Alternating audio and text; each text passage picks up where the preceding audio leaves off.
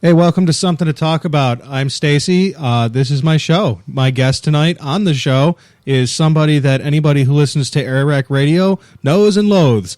Cory Paine is here tonight to do something to talk about with us. Wow, it's my honor to be on somebody else's show, but it feels an awful lot like just doing my show. I know it's a little strange. Not really. Well, you know what the difference is, Cory? No theme music. And it's a different name, and you introduced us. Yep.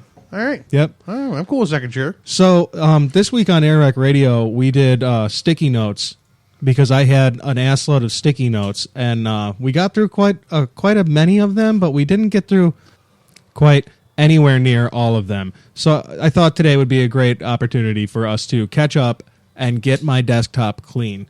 So let's get right into it. Cory, did you see last week that the president announced a new infrastructure plan at all? No.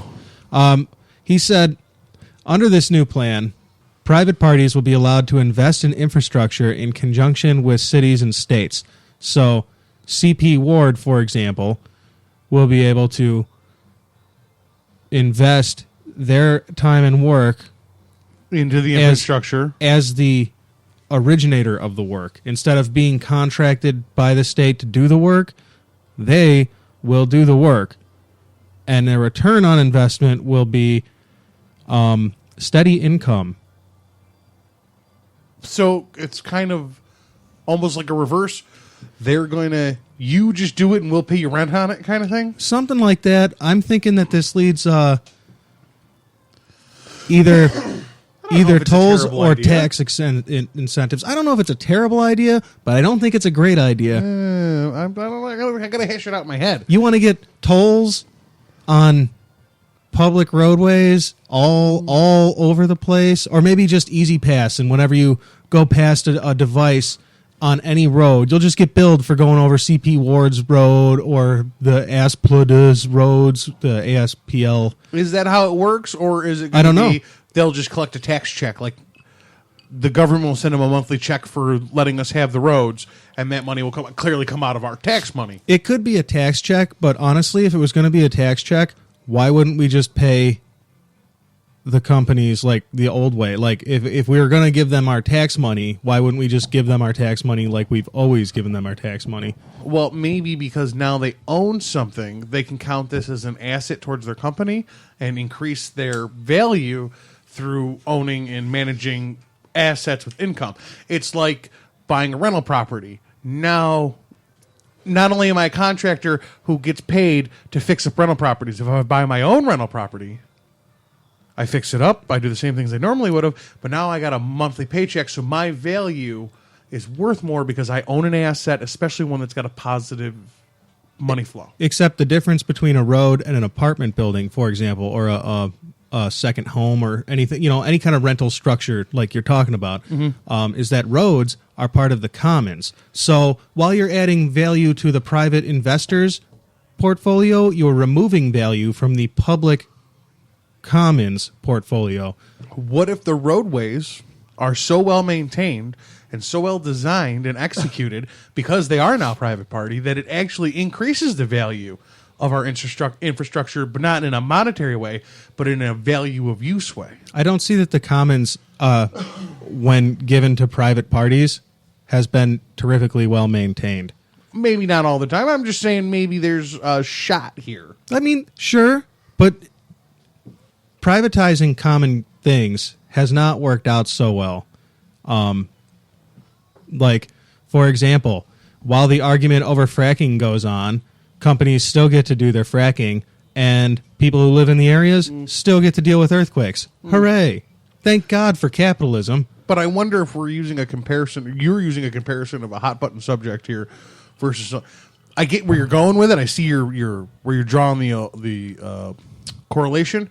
But I think maybe fracking is a little more hot button subject than building roads. I think that, but the thing is we have in place a functioning way to fix roads. We don't need that. It's not that we need a new way to fix roads. It's that we need to stop wasting money and start investing it in our infrastructure the way we're supposed to be doing.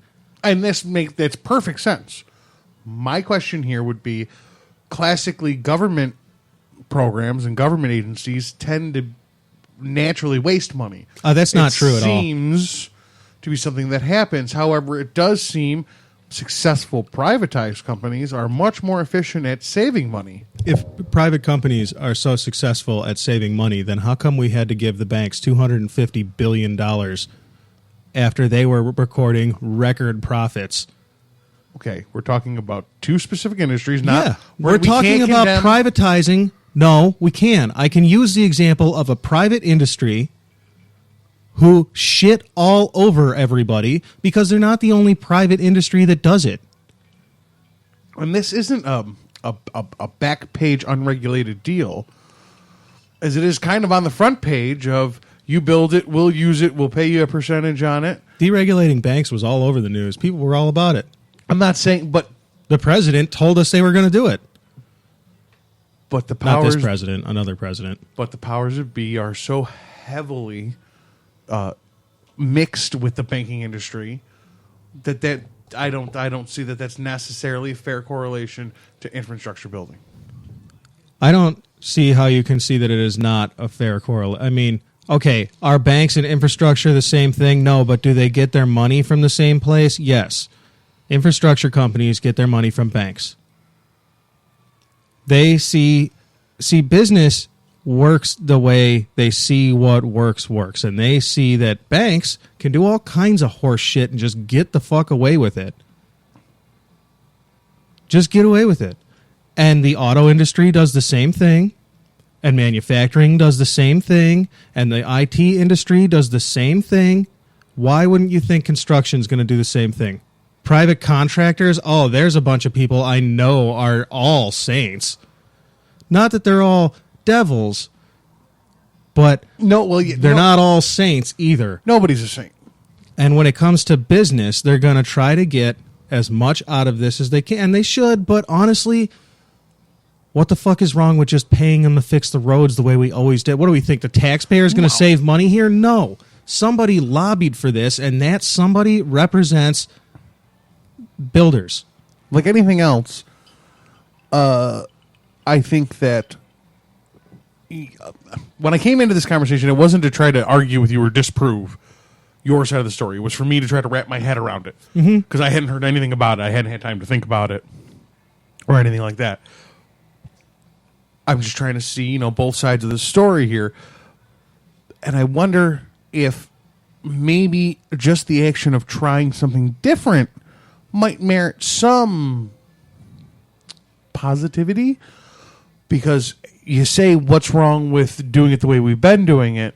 And apparently not everything we've been doing, if you want to, especially if you want to be able to, make all the correlations, nothing we've really been doing, we've been doing well.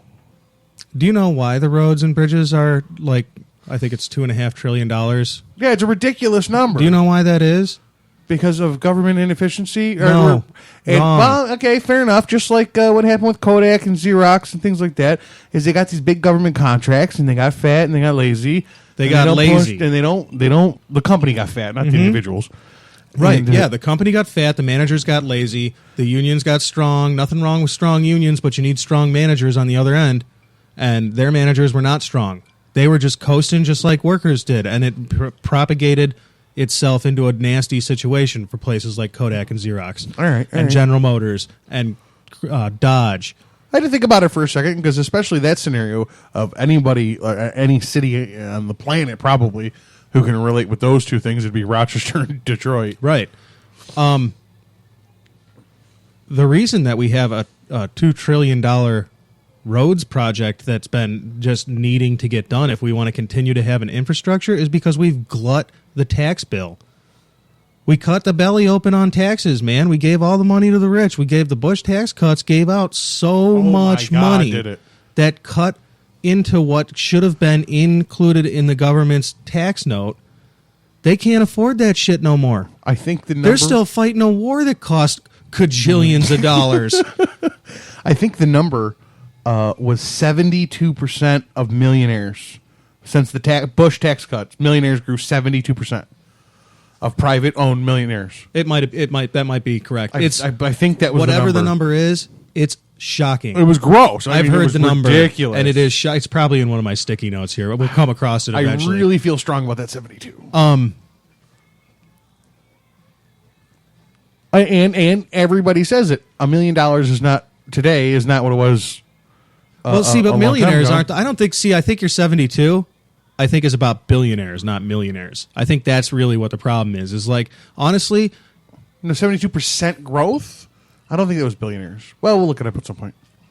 If you only had, 4 billionaires before, 72% growth would only be another 3. Yeah, well. So, I mean, it's not like it's whatever it is. It's not, neither one of us knows for sure what the number is, so let's not argue about it.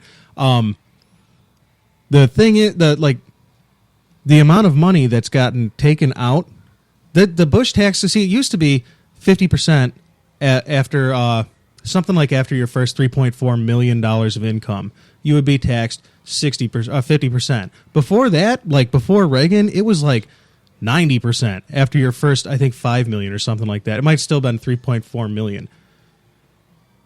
And that builds an incentive structure because if you get to your first $3.4 million and you're like, all right, first off, I don't really need more for myself. I'm pretty comfy. I can get by. I think I can scrape along on $3.4 million. Gee, I don't know. Are you sure you're going to make it? Perhaps I'll just invest, hire employees, do something else so that I don't get beat to death with taxes. But after the Bush tax cuts, for example, General Electric pays no corporate income tax.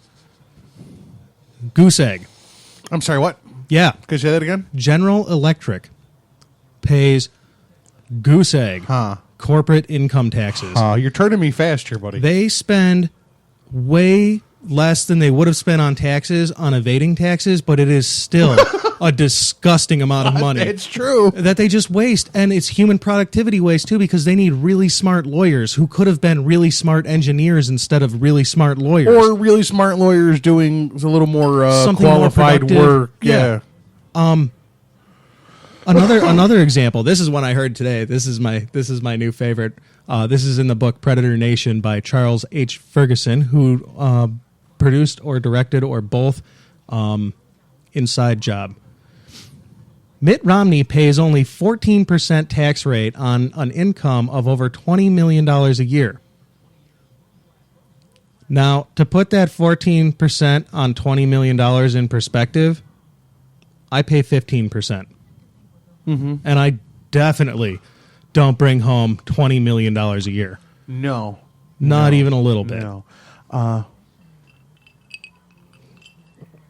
That's how bad the tax system is. That's why we can't afford the $2 trillion that we should be spending on roads and infrastructure, including better broadband. Did you know?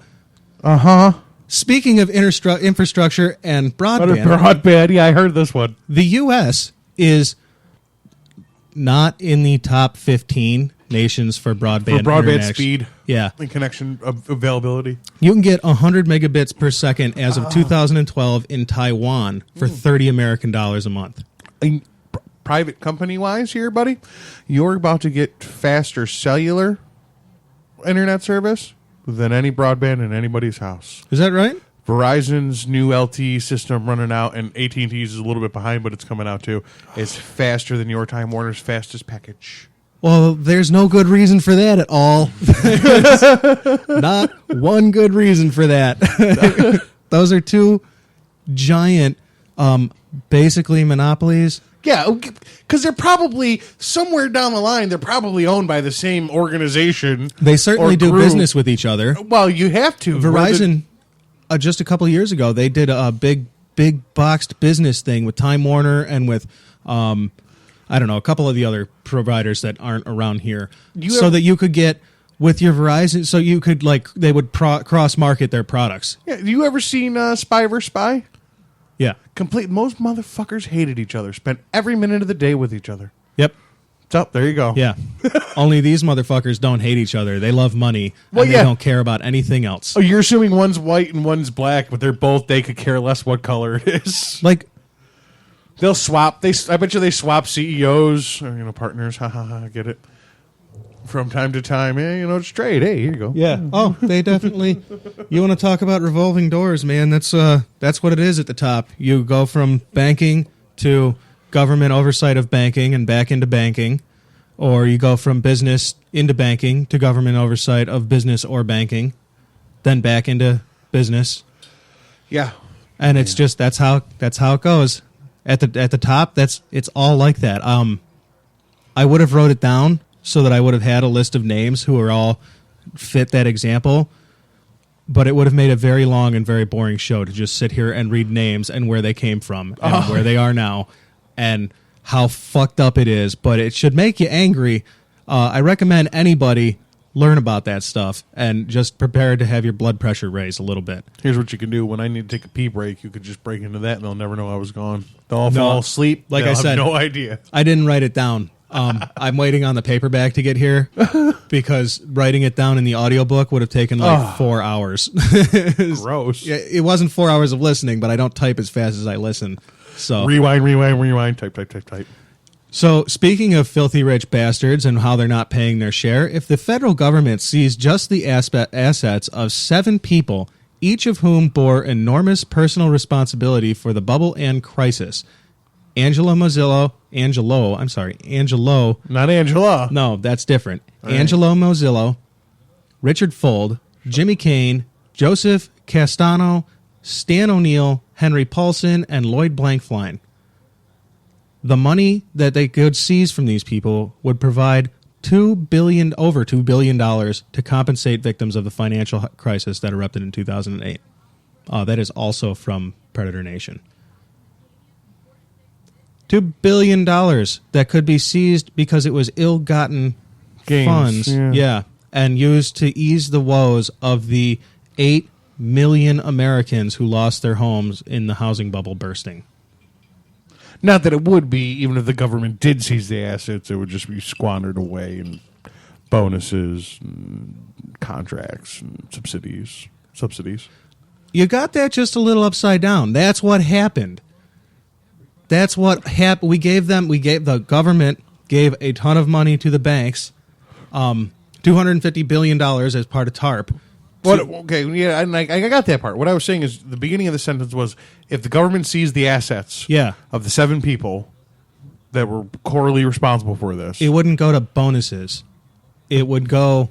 Oh, yeah, it would, but just for government officials instead of private officials. No, government officials don't get bonuses. They get paid off by lobbyists. This is taking money from the people who hire the lobbyists. See, would maybe a little bit of it disappear? Sure. There's crooked people everywhere, Corey, but that's not how the government works. That's how private industry works. I was trying to be all rose-colored earlier, but I have a hard time believing that if we took any money from these people, that it would actually wind up in the people who deserve it most, the people who got fucked out of their homes. That would be the justification for why it was taken. That would be where it would go. Where else is it going to go? What are we going to give it back to the rich people? Hey, we took it. Here you go.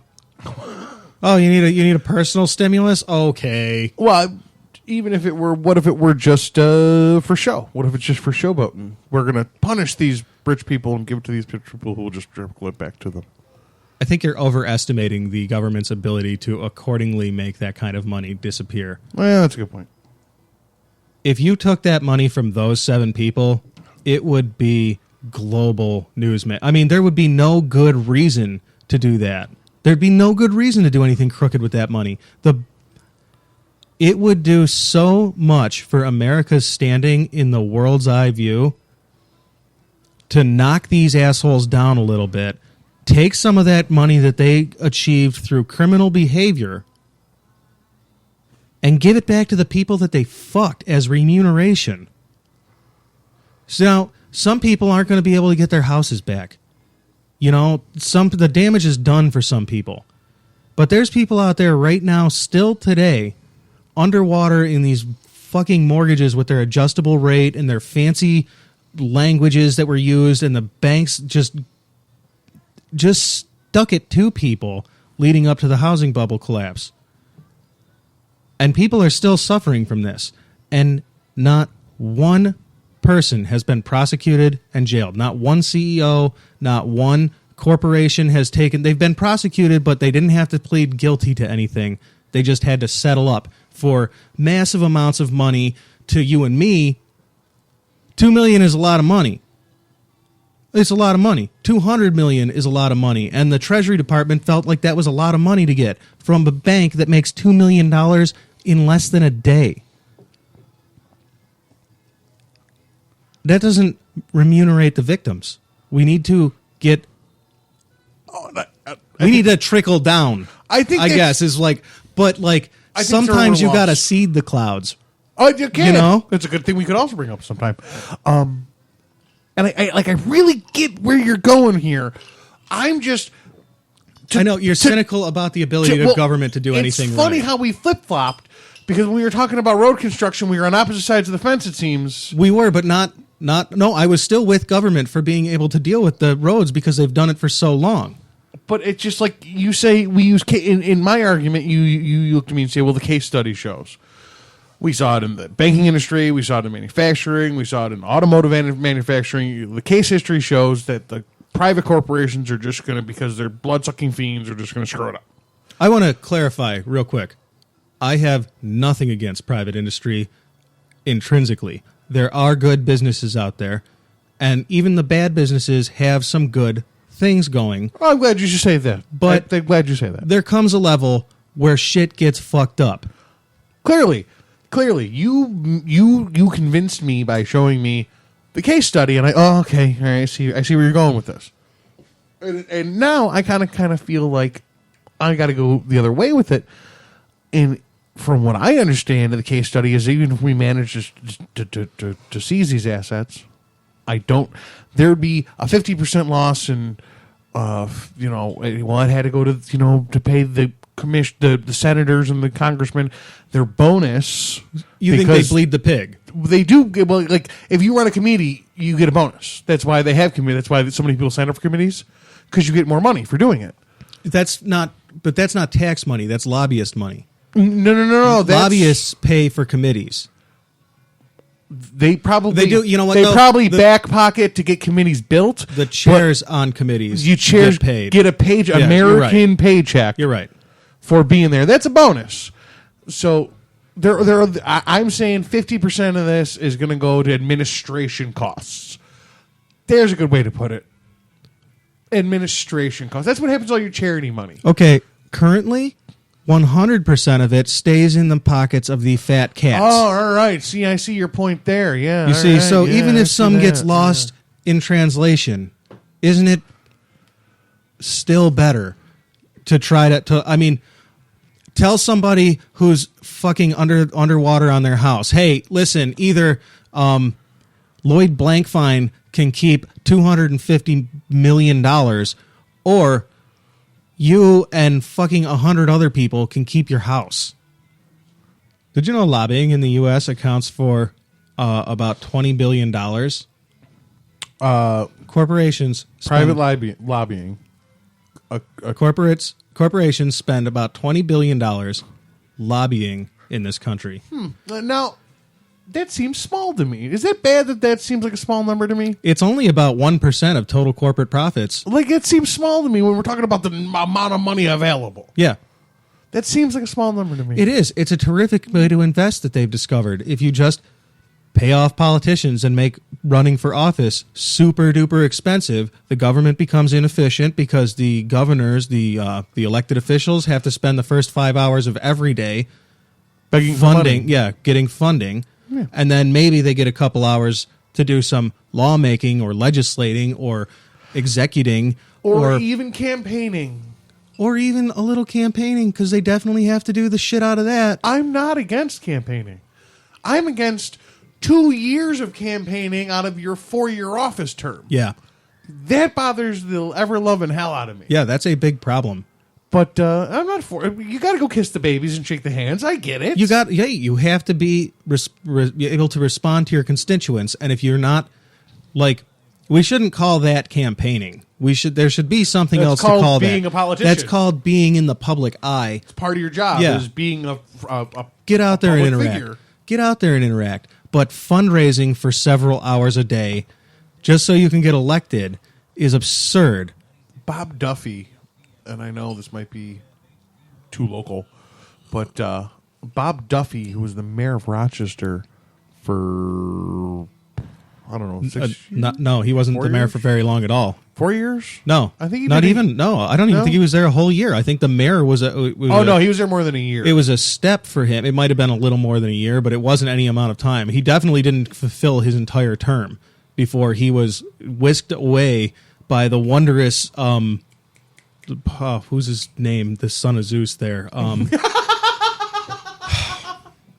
The governor of our great state, Cuomo. Andrew Cuomo. Yeah, not Mario. Yeah. Andrew. Son of Mario Cuomo, who, great. Son of. Hooray.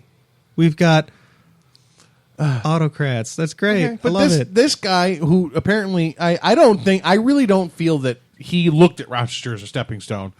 I feel he took that office with full contention of being the mayor of this city, and then he got tapped. I don't believe that, but I have nothing to back it up but my gut feeling. Okay, see, because I got to meet him a couple times. Okay. He was a man of the people. He as mayor, police chief, and mayor. I met Mickey Mouse one time. That motherfucker smelled weird. He used to walk without any security or anything to go get his lunch, and he pick up his own dry cleaning. Yeah. He was just, and everybody knew him, and everyone called him Bob. But whatever, man. I'm not saying he's a piece of shit. I'm just saying, that's the kind of guy I would like to see in more offices. A guy who walks and gets his own dry cleaning, and everybody calls him Bob. They all know he's the mayor of the city. They don't call him Mr. Mayor. Everybody called him Bob. And I think it'd be better for our politicians if they got out there, they hung out with the people, they went to the potlucks, they went to the church dinners, they went to Wegmans and walked around, shook their hands. I think they probably all do that because they still have to, like... I mean, certainly there are going to be a few out there who definitely don't do that. But I think never met Maggie Brooks. They all have... Oh, you could. I've met Maggie Brooks. I met Bob Duffy. I just ran into that bad She boy. doesn't look any better in not HD. Yeah, no. By the way. Oh, ooh. Yeah. Yeah, well, that's called true life. Well, true life is pretty vivid. She's an elderly lady. Yeah, well, she has been. been For like 100 years she's been old. A long time. How long has she been county executive here in our humble... When was New York State founded? Forever. Just before that. I don't know. She's been an elected official. She's been a county clerk for a long time. Through the Clinton administration, she was our county clerk for. Absolutely. I didn't mean to get off on a tear here. I was just curious as far as Maggie Brooks, and my next question was to you, unless you want to take it somewhere else, was what do you feel is an appropriate term limit for positions in the government? What kind of positions? Elected officials from base to president, whatever you feel, whatever comes to your head. Because 4 years to me sometimes seems inefficiently short because plans take more than 4 years. But, 30 years in the same position, even if you're constantly reelected, seems obscenely long to me. I do believe in long-term repetition term limits. I definitely don't think that anybody should be a representative for 30 years. However, if your constituents wish to keep voting for you, then isn't that their right too? So that's kind of a difficult call, but I don't think... Like Roosevelt was president for 16 years. He was the last president to hold term for more than the 8. President, the top office. What do you think about that? And the guy who did do it last, as far as I know, my history, now, I got my history from public schooling, so who knows? But from last I understood, he did a good job. I don't believe... Oh, Roosevelt... both Roosevelts did very good jobs. But there were two Roosevelts, Teddy Roosevelt and Franklin Delano Roosevelt. Delano. FDR, bomb. That dude, New Deal. Oh, my God. Can we get back to that, please? Yeah, we're talking Teddy, but yeah. I mean, Glass-Steagall, what a great idea. We should continue to have that. Our banks should be separated investment from savings and loan. That shouldn't be the same thing. FDR, great. I love most of everything he did. He tried to get a second Bill of Rights passed that guaranteed you the rights to things like... I did not know that. Healthcare was a right under the second Bill of Rights. Education was a right. We could have been like Denmark. We could have been like the Netherlands. See, now taxes would have been high, but equality would have been high too. And isn't that nice? You want to be in a dystopia? I can see the arguments for saying that healthcare is not a right. I'm not saying I agree with that. I can see where their argument stems from. But to say education isn't a right is just a perversion of everything that is good in this world. Well, but then you get, Corey, people that piss about, evolution isn't education. Then neither's creationism. Will teach both. Creationism is the way it was. We have a book that tells us, and it was written by God, Corey. And didn't God say something about free will? We'll teach both and let them decide. Yeah, God said, don't eat the apple. That's what he said about free will. That's what he said about free will. I'm not arguing with you. And then when they did eat I'm the arguing apple, with the guy who actually believes creationism is important. I couldn't hear that point without saying that. And the other thing, you had said something else that I wanted to talk about real quick. I thought that was the point of the show. Yeah, it is. Okay. Oh, it was healthcare. Healthcare is what it was. You had said that you can see the argument, and I can see the argument too. Yeah, I just want to say, I know. I'm not saying it's not a right. I'm just saying I can at least see where there needs to be a conversation about it. Yeah. The thing with healthcare is you just cannot, and I talked about this on AirWreck this week, you cannot talk about how everybody shouldn't have healthcare when it is a fact that every taxpayer pays for healthcare research. Some portion of our taxes goes to health research. It goes to healthcare. Every one of us is already paying for the impoverished. We're already paying for the research. Why don't we get to reap the benefit of that payment? How can it be privatized when the investment in it is not privatized? It's socialized. And I can see that point. I can see no other point of view having that point of view. This is where I'm cursed as a human being. I can see other arguments, but they don't hold up to the fact that we already pay for it and we get shit back from it. Because I, especially lately, I make too much money to get any kind of help with anything. Period. Isn't that a bitch? That when you start having that happen, you're like, oh man, this sucks. It sucks. You're disincentivized. Yeah. I'm making enough money now that I'm definitely in a better position than I was before. Now imagine that the difference was just a thought game. Imagine that the difference, instead of being like, I was making just enough to still be getting some kind of assistance or some kind of breaks here and there. Could have qualified. You could have qualified, and now I make just enough not to. Now, what if that difference was instead the difference between, oh man, I used to not make enough so that they would give me food stamps and healthcare, and now I make just enough to not be able to pay my rent and feed my kids. And because there's no and get healthcare. Because the next step down for benefit cuts, that's what their decision is. Moving into the middle class is a painful thing, but it's not so bad here. It's not so bad here. It's not so. They all float down here. I mean, it mustn't be that bad because the rich sure like sticking knives in us. Oh, God, but you were saying healthcare.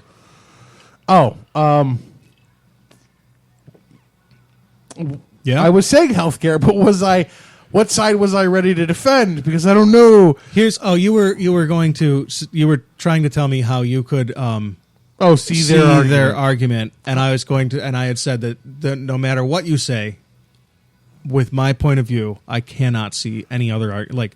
You can see their argument, but you can't see their point of view. It doesn't trump the fact that we all pay for it anyway. Which is a great point, because that's where we were. I've made a little more income, and I don't qualify for assistance, but Lord, am I paying more money in taxes? Yeah. I'll tell you that much. Oh yeah, you're probably in that 15% range now. Getting up there. Hey man, Corey, you just keep plugging along, and someday you'll get to make $20 million a year and only pay 14%, just like Mitt Romney. That'll be fun. Who is quoted as saying, "I love firing people."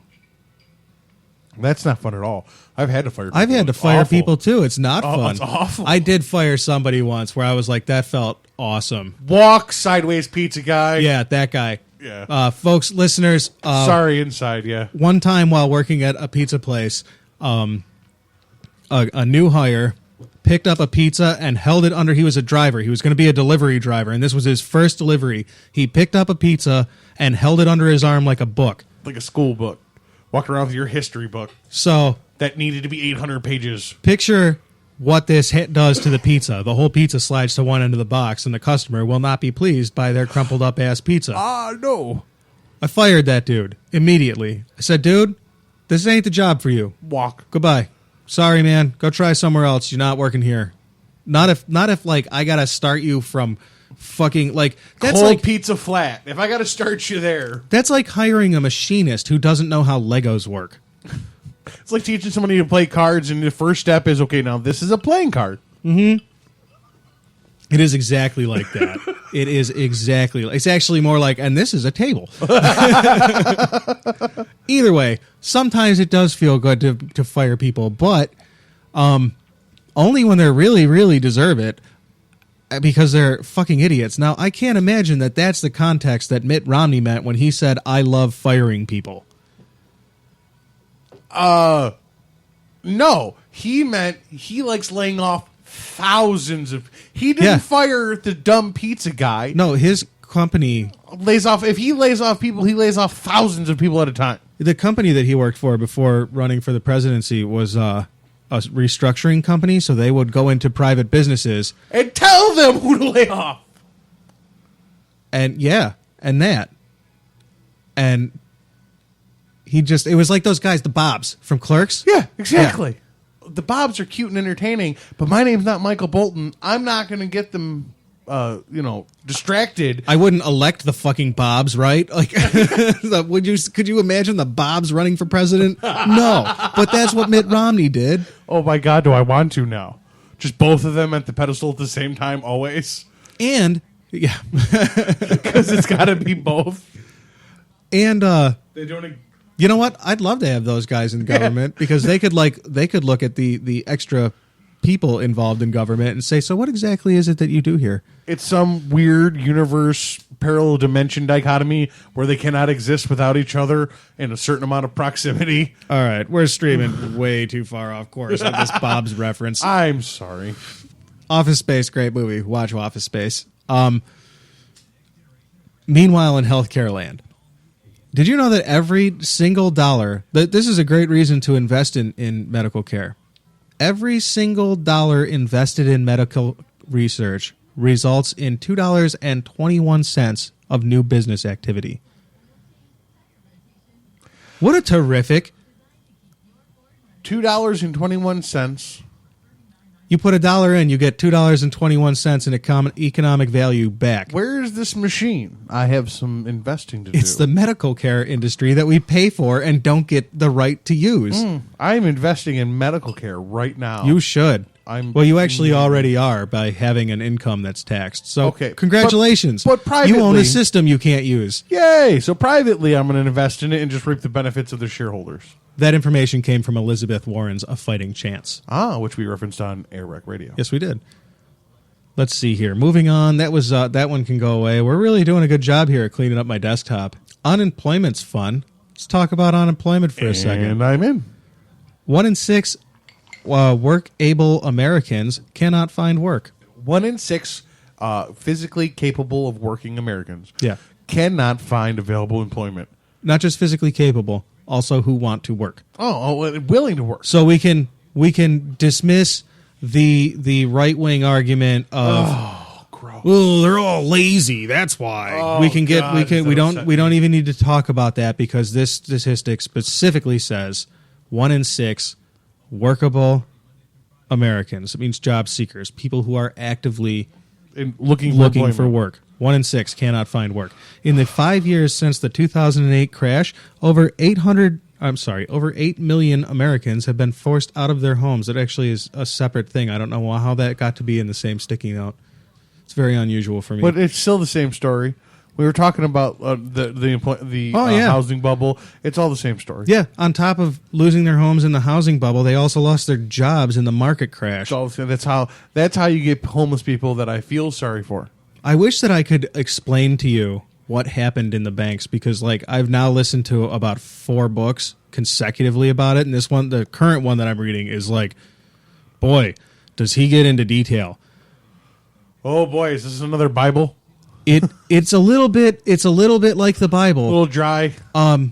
It's so many things that you just can't, like, you don't have, unless you have a banking degree. You just don't really understand what an S&P fund is, or, you know, what exactly a derivative is until you've heard the word a million times in context, and then have decided that a derivative is actually a great reason to invest in stocks. Folks, invest in stocks.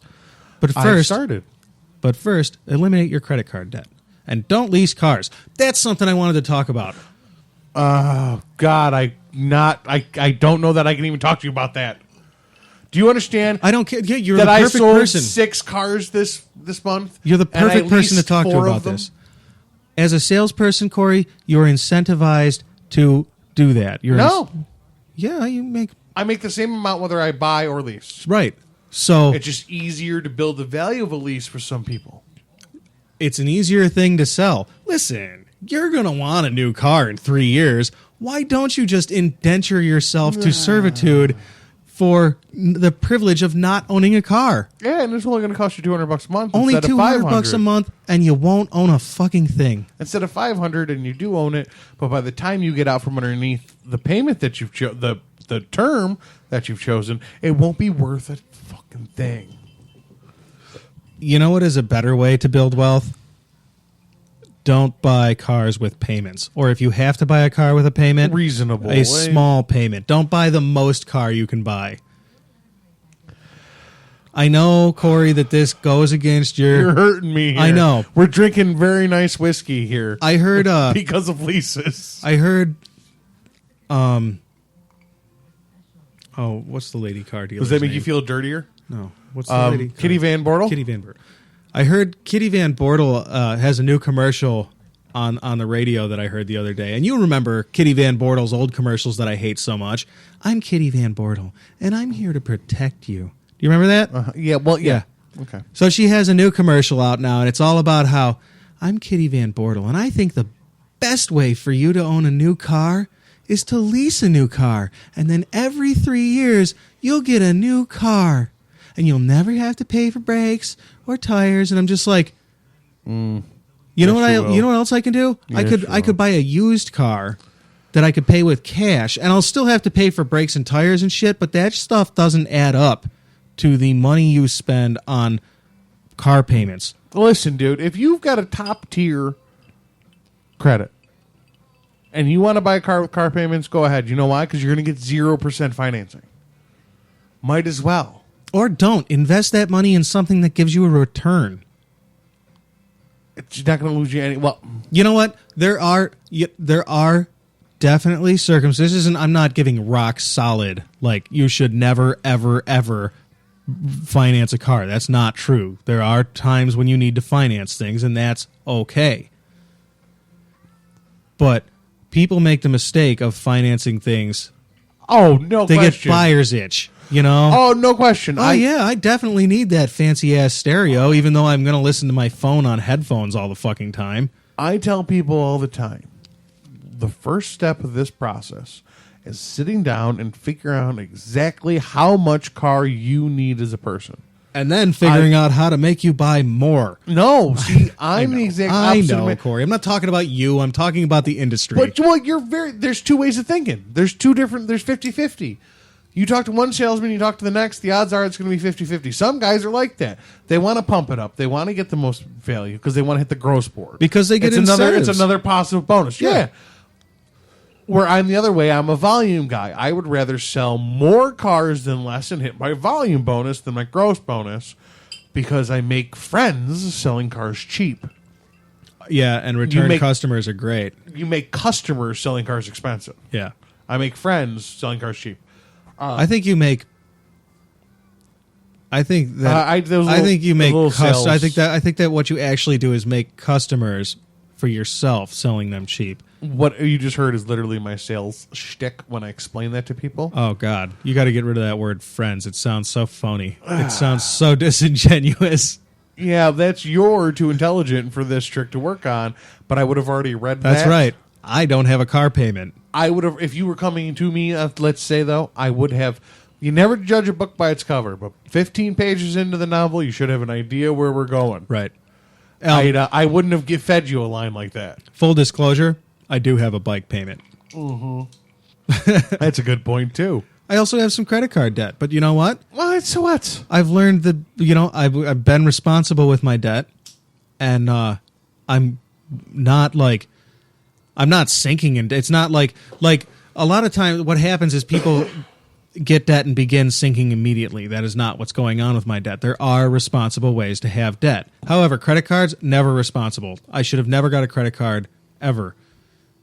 Not because I can't afford it, but just because, you're paying. Well, how about this? My credit card is 0% interest. For your introductory rate? Yeah, for a year. And then what? Oh, and then after that, I cancel the bad boy. I'm going to get another one.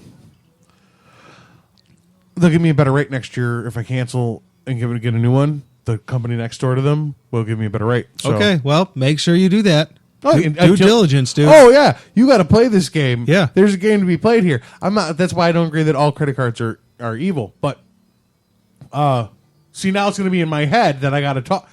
Anyways, it's not that all credit cards are evil. It's that if you don't watch what you do carefully, you get caught up in this quicksand that just pulls you faster and faster. There's a reasonable amount of debt to live in. And if you think about it, the very system that we live in, our monetary system is built into debt. We've talked about this before on the big show, is that every dollar manufactured, because it's manufactured by a private industry, comes with debt. It's sold to our government and then dispersed to the banks and ourselves and blah, blah, blah, blah.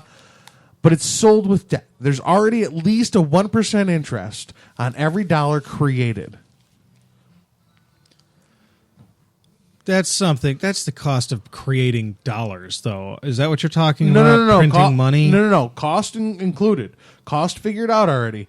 The Federal Reserve is a private entity. It is not a government agency. In no way, shape, or form. It's a private entity that pays taxes. It definitely works for the government. It works for the government and only for the government. That's their existence. But they pay taxes. They're a private entity. They're a private contractor. There's actually nothing wrong with that. They build the dollar, they print the dollar, and then they sell the dollar. And this is after cost because they're making a profit. It's a company that shows profit. Well, why would a company do something and not make a profit? So the 1% interest, at least, that they sell it to the government, Well, what else are they going to do with it, Corey? There's already a 1% debt on every dollar. Every dollar that you obtain has debt on it. So for you to live with a little bit of debt on behind your dollars. I don't think it's 1%. That's very high for that volume. Do you know that it's 1%?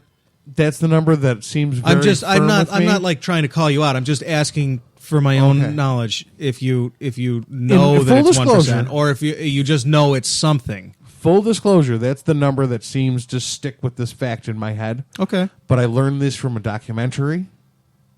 And I watch a lot of different documentaries because I like to get both sides of the story. Was it after porn ends? Yes, it was after porn ends. I thought it was. It was a pretty good documentary, actually. I like to a lot of things, especially with this. I like to get both sides of the story, so I watch both sides documentaries, and they both agreed to this part. And I'm not 100% sure that 1% is the exact figure, but let's say it's not 1%. Let's say I'm wrong, just for sake of conversation. Let's say it's 0.5%. Let's say it's 0.25%. Sure. No, that's not. I wasn't trying to get you to tell me what it actually was. I was just asking if you knew for sure it was 1%. For you as a middle-class American with an income, I know it's something. To there have is a cost. small amount of debt, a reasonable amount of debt, is perfectly acceptable because the money you've obtained really can't be obtained without any debt.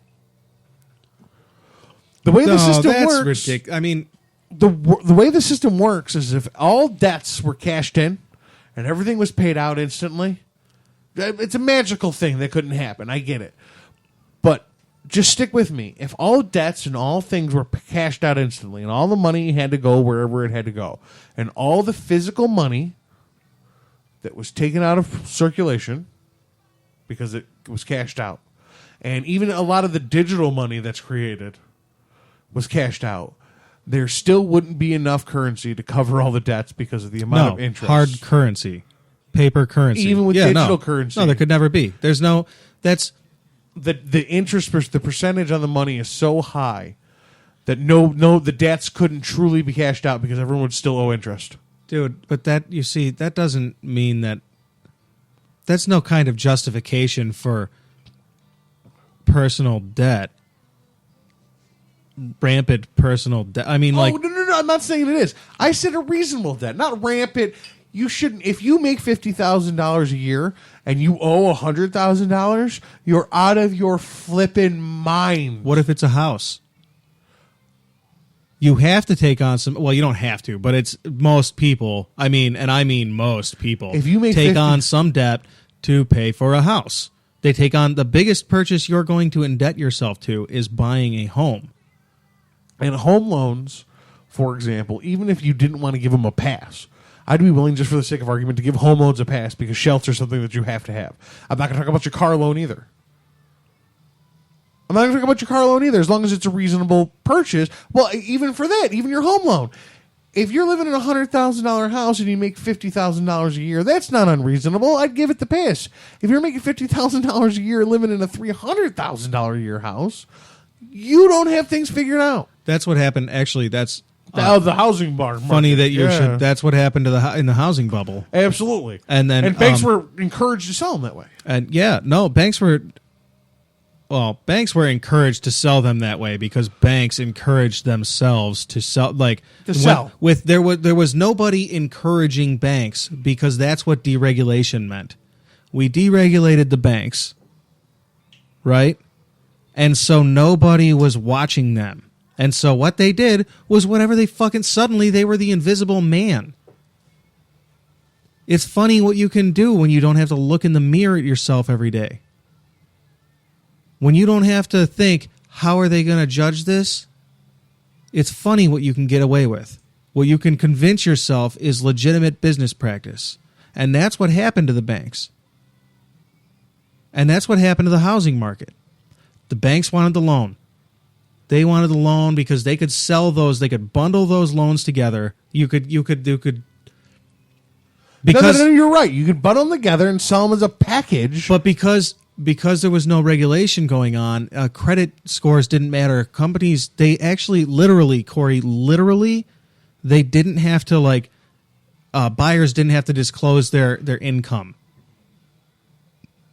to get a mortgage. There was a time between 2000 and 2008 where you could get a mortgage without disclosing your income. The automotive industry was the same way. They were giving cars away. The automotive industry actually still is the same way. They are the only ones that successfully lobbied to be exempt from the new financial laws. And it's funny, and you're right. That's true. I could still theoretically run somebody over the coals financially, sell them a car they can't afford. I could really stick it to you. But it's kind of funny how education and the modern age, through internet shopping and things like that, has taken that away. You still could, but people understand now. More people, even most people that I deal with at least, understand that they could be raked over the coals without any kind of repercussion by the automotive industry. And they come in swinging, boy. They know their rights, at least the people I deal with. The majority of them know their rights, know how to work a deal, know how to get things done, and I think that's a product of education, not lawmaking. Thoughts? Well, it certainly is. I mean, it's definitely... There is the ability out there for people to want to learn. And I think that because you sell a Japanese car... That's a good point, too. I think you're automatically, you get a little bit of...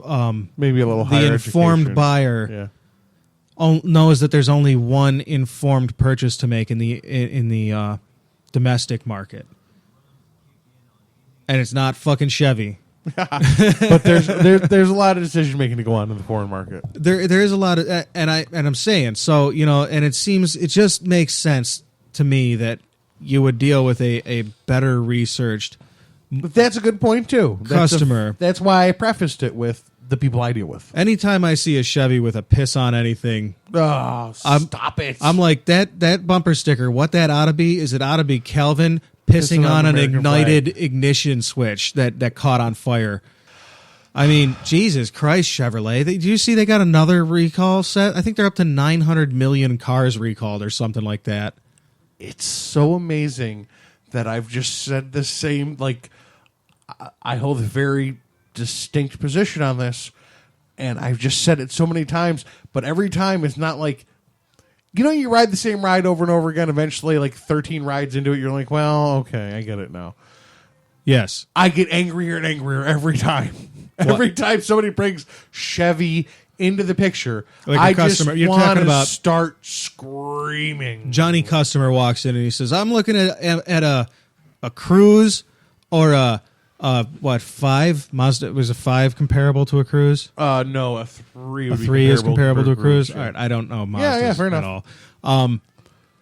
Somebody walks in and says, I'm torn between burning to death in my Chevy Cruise or just not burning to death at the very least in a Mazda. Getting 41 miles to the gallon on cheap gas. That's pretty, wow. Yeah. Wow, that's pretty all right. Uh-huh. Listen, Johnny Customer, my grandfather worked for AC Delco for 30 years. He was a master tool and die maker. Made die with his hands. God, it's too bad we don't have people like that anymore. He had 9 apprentices who all showed up to his funeral when he died. Terrific. I mean, that's terrific that they showed up. 9 apprentices that he taught. I mean, he had that close a bond with showed up at his funeral when he died. Right. My father was a GM certified body and fender man. I'm a GM certified technician. Yeah. Is the last thing That means I'll that ever you're do. certified to operate a fire extinguisher. This is the last thing I will ever do is buy another Chevy. Yeah, no doubt. I mean, I'd buy an older Chevy, you know, like if I had to buy a Cavalier, I would buy a Cavalier. Those are all right. They're not so high tech that they're just going to catch on fire on you. For 15 to 20 years, Chevy sold you an inferior car. Oh yeah. Such an inferior car that by free market standards, they went belly up. Yeah. And that's what happens. But they were, quote, too big to fail. So after pumping millions and millions and millions of mine and your money into that company, they re-released their line and installed ignition switches known to be faulty. Your millions and millions of dollars and my millions and millions of dollars killed 14 people. Well, never. And that's not even counting Iraq. That's just the bailout money for Chevy. Yeah. I will never buy another Chevy. I'd buy a used Chevy from a home seller, but I would never buy a new Chevy. Never. No way. Used seller doesn't count. Used cars don't count. Although that's once not, you've Cory, passed the first buyer, it's now they don't have a correlation to the company anymore. You see what I'm saying? You buying a used Chevy doesn't benefit Chevy at all. Of course, I see what you're saying. So buy used Chevys if you feel that you found a good one. But remember, this is a company who willfully sold you shit and then took your money to sell you death. Hey, but good news, everybody. You're already invested in this company.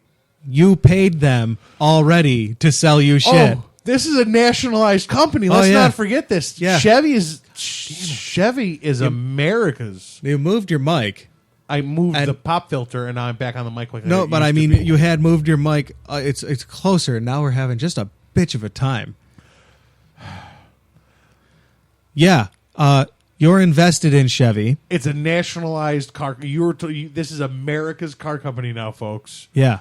It's our stepchild that we're paying allowance and doesn't do any goddamn chores. Funny thing about too big to fail, it's unmanageable. That makes it too big to succeed. Ugh. It's not just when things get that big, no human being on earth could do a good job with it. There are too many temptations. There are too many distractions. There are too many problems. Like inherent CEO of current big bank. Do you think they can keep track of everything that goes on? Not a chance.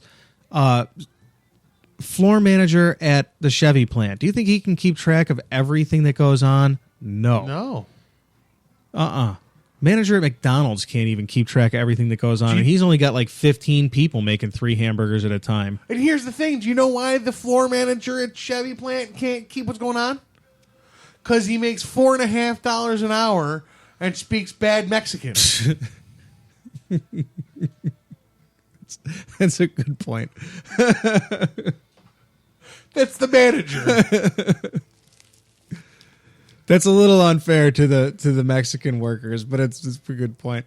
I'm not saying Mexicans don't work hard. I'm just saying, management skills. But it didn't get there because that's where it went. It got there because managers here got lazy and were, the businesses get too big. Chevy, long time ago, Chevrolet had, by long time ago, I mean in the 90s, they had, what did they have? They had Chevy, Oldsmobile, Buick, Cadillac, Pontiac, GMC, Saab, Toyota a little bit, kind of. 30, but it was actually Toyota was brought 49% in. 49% of Toyota. That's a little bit more than a little bit. No, but I mean, like, when I say a little bit, what I mean is Toyota was actually brought in to try to save. Like, there was heavy U.S. pressure on Toyota to come in and show our factories how to be as efficient, more as productive. theirs. And Toyota effectively boost productivity 50% in the Chevy plants that they took over that GM had recently, the year before, said were unmanageable. They couldn't do it. Toyota came in, boosted productivity 50%. They videotaped everything. They dispersed it to all the factories. When Toyota wasn't there, GM factories continued to run like shit. Did you do Cadillac and Saturn? No, I didn't. That's I don't know, like fucking 20 million different kinds of cars. Then we're only missing one more, Hummer. They had some Subaru for a while too. Oh, did we? I didn't even know that one. Mm-hmm. Okay. See? Oh yeah. See? Do you see? Hummer's a big one too. Do you see? So how gross that is? That's one big ass company. Control 50% of the market. More than, well, all right. Yeah. Of sales. Foreign and domestic per car that they have available on the market, it's probably something like 36%. But still, it's way more than any single company should have varieties of. It might be as high as 42. It might even be 50. Fuck, I don't know. Well, especially in the Northeast. You take in all the different models. Yeah, all right. You take in, very Chevy. But if you take in all the different models of Chevy, of Buick, Oldsmobile, Pontiac, of GMC owned assets, and set that next to all the different models of everything else, I bet it's like 30%, at least 30, 40%. And especially 20, 30 years ago. So that's what we're talking about 10, 20 years ago. Hyundai and Kia and Daewoo. Remember Daewoo? Also a GM.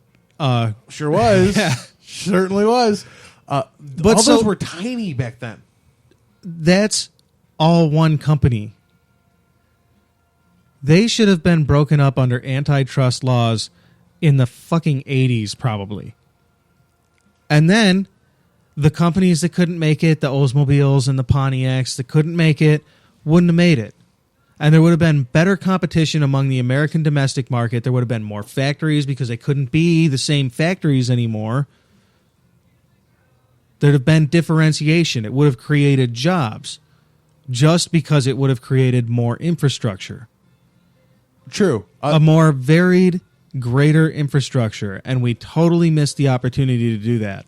Because now we've got fucking 50% ownership in this piece of shit corporation that they couldn't fuck a duck right. Do you want to hear some fun facts? Can I throw something in here? Oh, go ahead. The only reason that Buick stayed in the GM lineup and Pontiac didn't was because of China.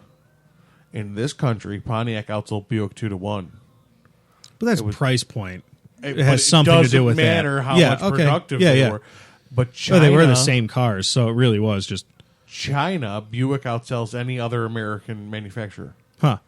So they kept the Buick so they could still hold on to their Chinese market. Honestly, neither one of those companies were ever necessary. Buick, as GM subsidiaries, those two companies...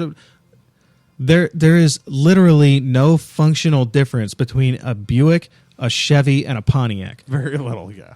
I mean, all right. Does a Buick have Very little. a nicer seat sometimes? Sometimes. Yes, that's the Buick difference. Yeah. Sometimes it has a nicer seat, but it's not like you can't get that seat in a Chevy. Anyway, the point isn't like.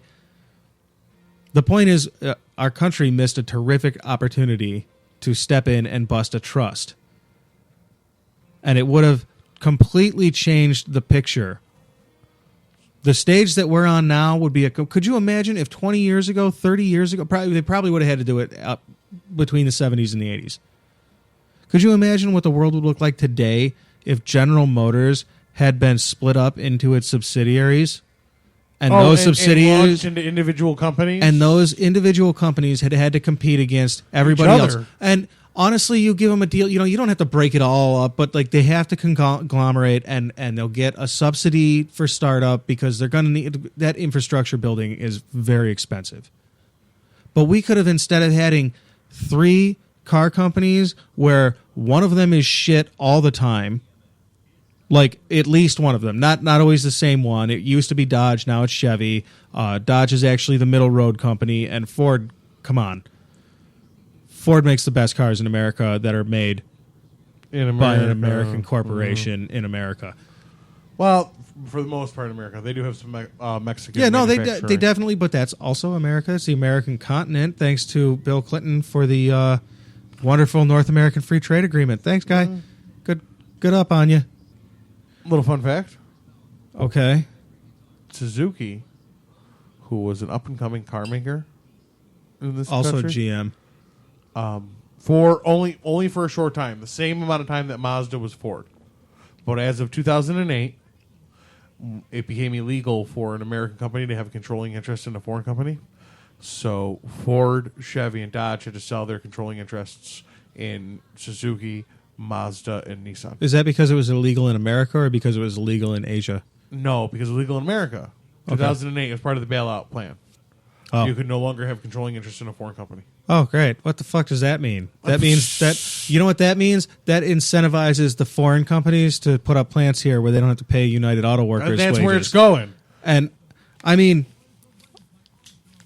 honestly, I like that because it breaks up a little bit of the nastiness of globalization, but at the same time, it brings in a potential new source of nastiness where the foreign companies are now given the incentive to build more factories here so they can continue to sell us the cars that the business that they've lost, if they've even lost market, but even if they even give a shit, because honestly, car sales in America are not driving the car market in the world these days. No. Used to be, not so much anymore, and it's certainly not our domestics. Here in the States, after 2008, when Suzuki became its own company, it was an up-and-comer. It was really making a quality automobile better than a lot of its competition.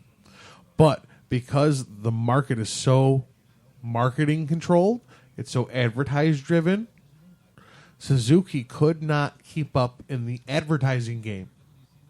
They could not build a big enough stock of the market because they could not advertise it. They could not outbeat Chevy and Ford and Dodge for their advertising.